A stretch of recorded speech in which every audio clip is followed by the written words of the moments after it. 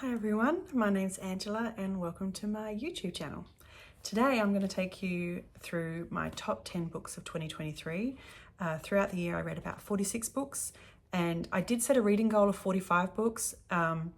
I scrambled at the end with quite a few short books to meet that goal, and it's not so much that I want to end the goal, end the year, saying I've read this many books. It's more that I needed that to keep accountable.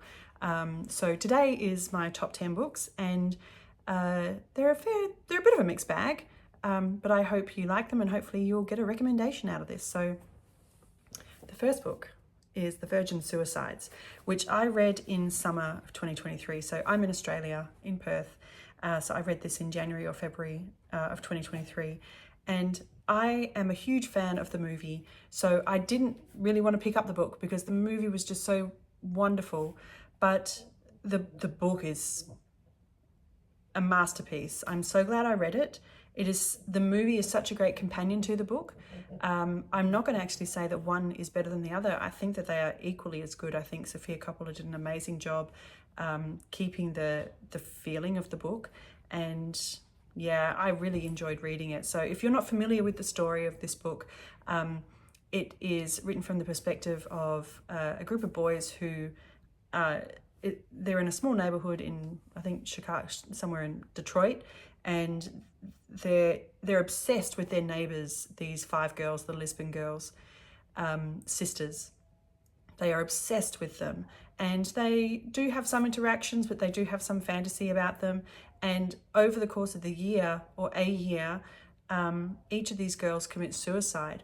And this book just really addresses, I think it really is a great insight to adolescence. If you've been a teenager, this will resonate with you. And it's written from the perspective of the boys, not the girls, but it's just so well done. I would highly recommend reading it if you haven't. It is not a big depressing read, even though it is about suicide. It is about adolescence and the trauma that comes with growing up, and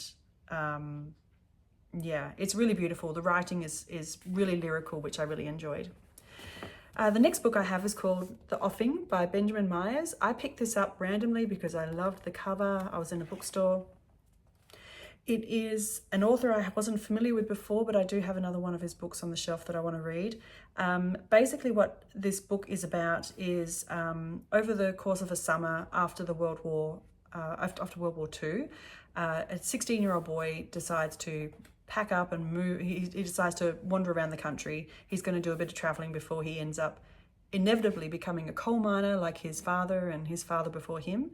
And he ends up meeting, he ends up in this very small seaside village, and he ends up meeting this beautiful woman called Dulcie, who just teaches him about life, about good life, that just a good meal and a good cup of tea, or these are the small things that make life beautiful.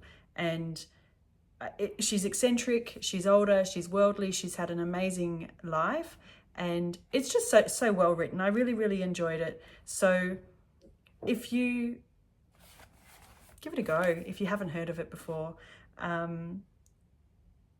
yeah, it's really, really good. Okay, the next book is This Other Eden by Paul Harding, which was recently shortlisted for the Booker Prize for 2023. So I read this earlier in the year. Again, I just picked it up because of this beautiful cover. I'm a sucker for a cover. So this book it's interesting because the location the book is set is a real place, but the story is fiction. And it's set at the start of the 20th century, and it's the story of a place called Apple Island, which is where a number of people have settled over the years. And the story it's quite complicated in the sense that there's a number of perspectives and a number of stories happening within it. But let me just give you a quick. It might be easier if I just read the dust jacket for you. The Honey descendants, so Benjamin Honey is the first person that settled on this island. The Honey descendants remain with an eccentric, diverse band of neighbours. Then comes the intrusion of civilization. Officials determined to cleanse the island, and a missionary school teacher selects one light-skinned boy to save. The rest will succumb to the authorities' institutions or cast themselves on the waters in a new Noah's Ark. So it's this piece of American history that I didn't know about beforehand. The name of the actual island is, I think, Malaga. Malaga is probably the Australian pronunciation.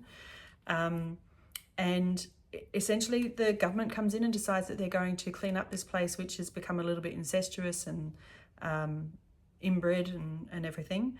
But it really does provoke some conversation around people think they're doing the right thing. They really do think they're doing the right thing, but in retrospect, you can see that it's not so good. I would recommend it. The writing, I really enjoyed the writing, and I want to read a few other Paul Harding's, which, from what I understand, Paul Harding's books have a lot of invisible threads. So there's a lot of connections between characters. So I'm really looking forward to picking up a few more. The next book I read was Daphne du Maurier's Frenchman's Creek. Last year I read Rebecca for the first time, and I really loved her writing. It took me a couple of chapters to get into it because it is quite fantastical at times and flowery a little bit. But Frenchman's Creek is probably the most fantasy-like of hers, and not fantasy as in a completely other world. I think it's set around the 16th or 17th century, where this aristocratic lady named Donna is very unhappy with her life, and she leaves London and goes back to her country house, I don't know, a Cornish estate. And so while she's there with her children and her husband's still in London, she meets this pirate, and it's a love story. It's a romance essentially, but it's about her not being contained to the stereotype. I believe the stereotype of who she should be. She wants more, and I really enjoyed it. I really, really did enjoy it. And Daphne du Maurier is turning to be one of my favorite authors. This year I hope to read My Cousin Rachel. Yeah. Next one is The Nightingale by Kristen Hanna. Kristen Hanna is another favorite author of mine. I read The Great Alone last year or the year before for the first time, and it is so easy to just get caught up in these worlds. And I resisted reading The Nightingale because everyone read it and everyone talked about it, and that's kind of my personality, is if you tell me to read something, I will deliberately not. So I did pick it up this year and I loved it. And something that was really interesting was that I started reading this around the time everything was happening in Israel and Gaza. And as I was reading it, it really made me appreciate the blessings I have of where I am, where I live, the time I live in, because I was reading this. So this story is set in World War II. It's from the perspective of two French sisters. One is joining the French resistance against Germany, and the other is doing everything she can to survive and look after her daughter and be alive for her husband when her husband comes home. And it just was such a poignant time to read it because it really made me think about what is happening in our world right now. And I would highly recommend it if you haven't read it. Kristen Hanna is a wonderful author. So, The Nightingale. The next book was another new author, The Lost Daughter by Elena Ferranti. I picked this up because it is so tiny and I was trying to meet that goal of 45 books. But she was an author I'd wanted to read for a while. And this book, you'll probably know it because of the film that Maggie Gyllenhaal wrote and directed last year. I think it was released. And it's a really small book. It's a very small story of a mother who is she is a academic, and she goes to a small seaside town. This is actually it's an Italian author. It's set in Napoli, or it's a Neapolitan family or people, Neapolitan people. She goes to a seaside town for a holiday. She brings along some work, and she ends up interacting with this family who essentially, I think they force her to look back on her past and think about what she's done. And it's a really small little story. It's very unassuming. The writing is so real, though. It is really, it's easy to put yourself in these situations. And I feel that anyone who is a mother or has a mother needs to read this book, because it is about motherhood. It is about women who sacrifice things for their children.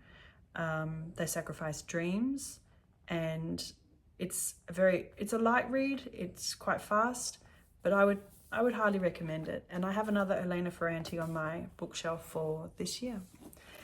The next book I wanted to mention is not one I have with me. I've given it to someone else to read at the moment, and it's called Rembrandt in the Wind. And this is a non-fiction book. This is a book that is, I think the tagline is learning to appreciate art through the eyes of faith. And something that was really interesting, I read it before we went on a trip to Europe last year. So I knew I was going to museums and looking at art and so on. So it was a really good point to start at for me to start to understand art, especially the Renaissance and the Italian Renaissance painters. It has a number of artists that it goes through, and it will pick a particular artist and talk about their most popular pieces of artwork and maybe how they came to create it, what the climate was like, the society, why a lot of art was biblical. And I found it really interesting. So even if you're not a person of faith, I would highly recommend reading it, because it gives an insight into that art. And then I appreciated art so much more when I was traveling and experiencing it. So Rembrandt in the Wind. And then as a side note, the Rembrandt in the Wind is actually a piece of art that was in a museum, I want to say in Chicago. It could be somewhere else in America. And anyway, it was stolen a number of years ago and it's never been recovered. And there's a documentary on Netflix that was quite well done about the theft. I will put a link or something in the bottom so you can go watch that too. Next book is another non-fiction, Stanley Tucci, Taste. Stanley Tucci, who doesn't love Stanley? If there's a memoir and if the memoir is about food, then I guarantee you I'm going to pick it up. Stanley Tucci it's a beautiful story of him growing up as an Italian in America with his parents who were born in Italy. And it does have some recipes in here, but it's just a great little memoir. It also has, the fact that it also has some memoirs about the entertainment industry is another tick on my box. But it's funny. Stanley Tucci is very funny. There's some little anecdotes in here that are really, they've stuck with me. He also talks about, in here there's a passage where he talks about just going into a butcher just to admire the produce, like you would walk into a museum and admire the artwork. And that really stuck with me because that's how I feel about bookshops. You just walk in there and you appreciate what is there, the hope, the possibility of what you can get out of it, just the same as walking into a butcher and looking at all their array of food. The next book is Claire Keegan, Foster. Now I had read Small Things Like These last Christmas, and it was beautiful. She is a wonderful author. She writes very small novellas. I don't even know if you'd call it a novella or a short story, but she's an Irish author, and Foster is set in Ireland about an Irish girl who, her mother is having another baby, and she has been sent away to live with another family while her mother is having this baby because she can't look after all the kids. And she ends up living with this very quiet and simple couple, and it's a beautiful little story. It's very quiet and unassuming. There has been a movie made about it called A Quiet Girl, and it's actually in Gaelic, I believe, the movie. I haven't read it yet. I haven't watched it yet, but I really enjoyed it. So if you haven't read a Claire Keegan, I would encourage you to read one. I've read 3 of her books now, and she just can't churn them out fast enough. And then the last book, the 10th book, is At the Pond, swimming at the Hampstead Ladies Pond. And this is something new for me. This is a book of essays. So I think I'm not sure how many there are in total, but it runs through the different seasons, and there's about 4 or 5 essays per season. And it's about this swimming pond in Hampstead Heath in England, and in particular the ladies' swimming pond, which is just this nature pond that people go swimming at. And people swim in winter, they swim in autumn, they swim in spring and summer. And these essays, some of them are really, really good. And they were from poets, authors, all sorts of different people that I probably would never have come across. So if you're looking for something really light, I highly recommend it. It's got, I think there's like 12 or so, 15 authors, but I recommend it. It's a bathing pond where it's women only in this particular one. I think there is a mixed pond and there is also a men's one. And the pond has been around for decades. I'm not sure how long exactly, but yeah, I highly recommend it. So those are my top 10 for 2023. And I hope that, let me know if you've read any of them or if any of them kind of spark your interest. I'd really be interested to know. And yeah, I hope you enjoy it. So thank you so much for joining me, and I'll see you next time. Bye.